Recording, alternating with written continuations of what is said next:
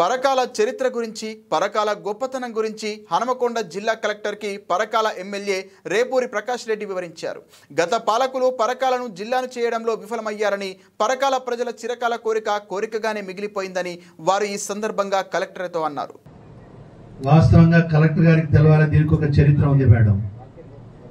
ఇది రజాకార్ల ఉద్యమంలో, స్వతంత్ర ఉద్యమంలో పాల్గొన్న వాళ్ళు ఉన్నారు. ఆ రోజు రజాకారులతోటి ఊచకోత పోయబడ్డారు ఇక్కడ ఉద్యమకారులు. అందులోంచి మనం వస్తుంటే ఎప్పుడన్నా మీరు విజిట్ చేయవచ్చు. అమరవీరుల ధామం ఉన్నది ఇక్కడ. దీనికి ఒక చరిత్ర ఉంది. రెండవది, బిఫోర్ ఇండిపెండెన్సే ఇది పెద్ద తహసీల్ ఆఫీస్ ఇక్కడ. తర్వాత first RDO office, revenue division ఆఫీసులు కూడా పరకాల ఉండే. కానీ పాపం ఇక్కడ ప్రజలు చేసుకున్న పాపం ఏమి లేదు. కానీ ఆ రోజున్న చంద్రలాల్ గారు మినిస్టర్గా ఉండి ఇక్కడున్న ఆయన కొత్త ఆర్డీఓ ఆఫీస్ తెచ్చుకోకుండా ఇక్కడున్న ఆర్డీఓ ఆఫీసును ములుగు షిఫ్ట్ చేయడం జరిగింది.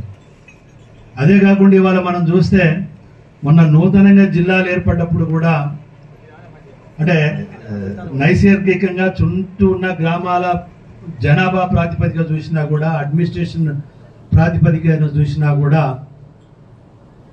పరకాలను డిస్ట్రిక్ట్ హెడ్ క్వార్టర్ చేయవలసిన అవసరం ఉండే.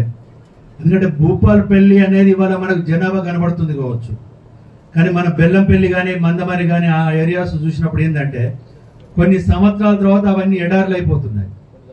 అంటే అక్కడ జనాభా షిఫ్ట్ అయిపోతున్నారు. ఎందుకంటే ఎప్పటివరకు అయితే కోల్ మైన్ ఉండదో అప్పటి వరకు జనాభా కనబడుతుంది. కానీ కోల్ మైన్స్ అక్కడ డిపాజిట్స్ అయిపోయినాయి అంటే షిఫ్ట్ అయిపోతూనే ఉంటాయి.